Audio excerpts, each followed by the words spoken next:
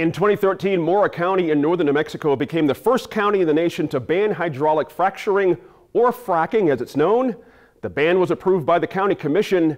The county was sued and the ban was overturned earlier this year. And later in the show, a representative from the New Mexico Oil and Gas Association will tell us why industry leaders believe fracking is safe. We'll also hear from environmental advocates from the Navajo Nation and the Western Environmental Law Center. But first, New Mexico in Focus producer Sarah Gustavus sat down with two local leaders from Mora County this week to hear why they are trying to keep fracking out of their county.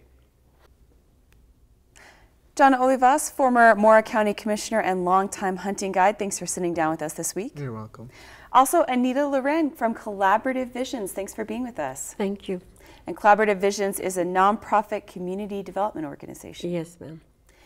John, I want to start with you. Why does fracking matter to you personally?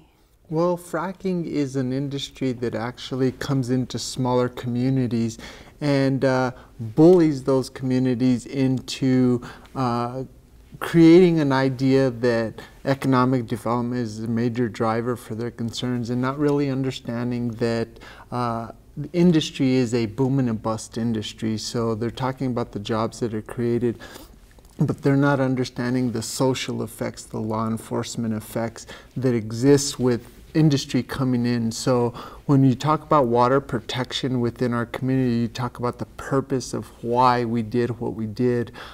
So the idea of protecting our land, our air, and our water was the main driver behind drafting an ordinance that banned industry.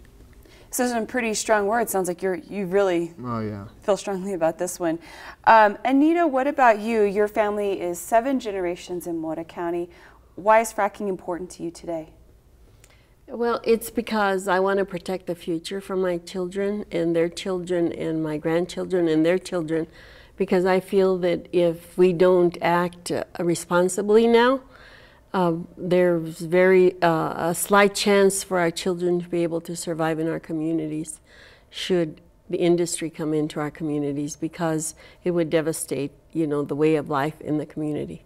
Right now, there's not oil and gas development or fracking happening in Mora County, but you're concerned that if it did happen, it would damage natural resources. Yes, ma'am, I do. Now, the New Mexico Oil and Gas Association told us recently, they said it's safe. There's been fracking going on in New Mexico for decades, and it has not contaminated any water supplies. What's your response to that?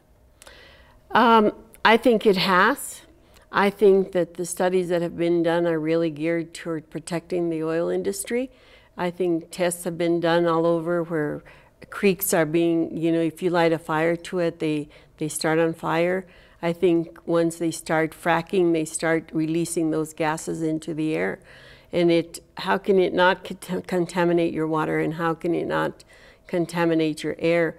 Right now in Farmington, there's a huge cloud of the gases that are emitted from that industry there. So we might not have the correct environmental studies that should be done, but I don't think it's safe. Mm-hmm. John, Mora County passed a ban, the first ban in the country, a few years ago. What was going on for you? You were a county commissioner at the time. Why did you think that was the right thing to do, not to say maybe go to the state, seek some extra regulations, or work with the industry? Why was the ban? Well, I began learning about fracking back in probably 2005, 2006 timeframe. I actually didn't come into being a county commissioner until 2010. So what happened is industry was coming into Mora County, and they were actually leasing land kind of in the sneaks. There was a lot of industry folks that were coming into the county, and they were figuring out who owned all the mineral rights within the community. So since like 2007, 2008, 2009 timeframe, what they were doing is they were figuring out who owned those property rights. So they were going individually to the private landowner. Some of the leases that we have in Mora County are 25 cents an acre for the lease. There's some private landowners that are at $1 an acre to lease some of this land. So 140,000 acres came up. I can remember being in a community meeting, and they asked who would be interested in running for an elected position so that we could incorporate this ban. And I can remember being in the back room, I'll do it, you know. So what I did is I actually ran in 2006. I lost to an individual during that time frame. In 2006, I went ahead and educated myself more on the process, and I ran against the same individual. And in 2009, I was elected into that position where I beat the incumbent to get in there. So the educational process actually has been ongoing for a long time.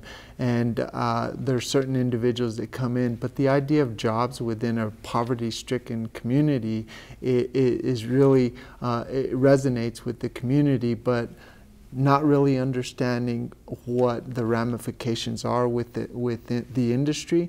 I think I educated myself on the process. I ran on that platform and I educated the folks about why this industry was so devastating to our community, and I beat an incumbent to get in there.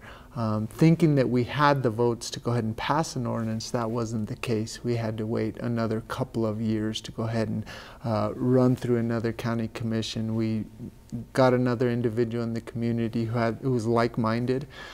He ran against an incumbent and beat him on the idea of no oil and gas. So in April of 2013, we went ahead and passed the ordinance by a 2-to-1 vote. But then the ordinance was overturned.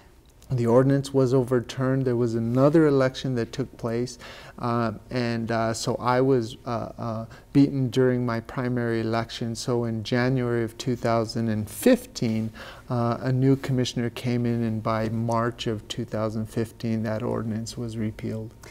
Morona County was the first county in the nation to ban fracking. Other counties, other states have been looking at this issue in the years since.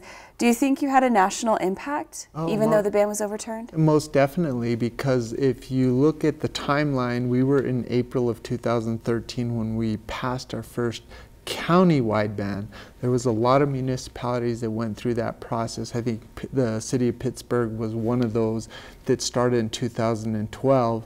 But we were the first county that did that, and during that entire process there was communities all across the country, states, Dryden, New York, state of New York. Actually just recently Maryland passed a moratorium, a 2.5-year moratorium to go ahead and ban fracking. So if industry is coming in and saying that there's no threat to water sources that are happening as a result of fracking, well then why are all these communities coming out in opposition? Anita, do you think that there's a way to work with industry to say, let's use this economic development wisely, put in protections for people and water? Do you think there's a way to find some compromise on fracking in New Mexico? Unless the governor is willing to work with communities to do that and put in regulations that protect the people in the communities, yes, I think it could possibly. As far as I'm concerned, if they're regulated at this point, well, that was one of the arguments of one of the commissioners that did not support the ordinance, was that we should put a regulatory ordinance with enough regulation that they couldn't do anything. But who is going to police that? Who is going to really uphold that regulation? We don't have the funds to do it. The state obviously doesn't have it. And unless they have a strong department that does the regulations and really keeps the industry intact, I think that there might be a possibility. I don't see how. I think fracking is very dangerous.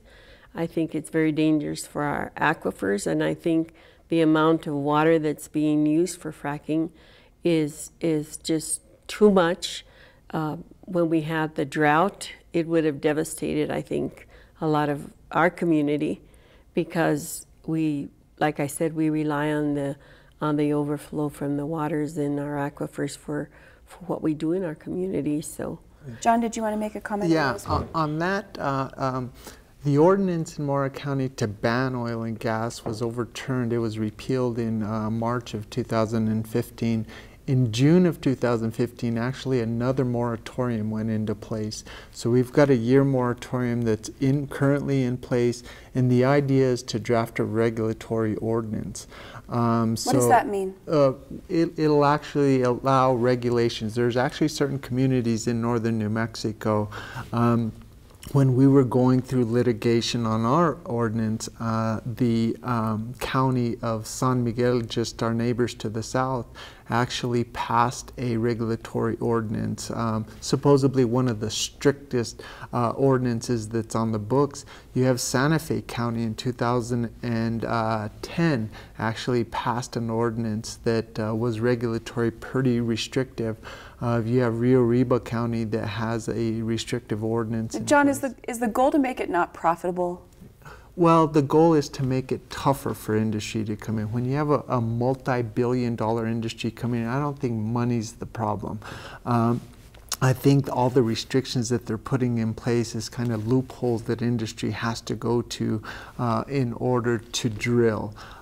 So if the commodity price is right for oil, they're coming.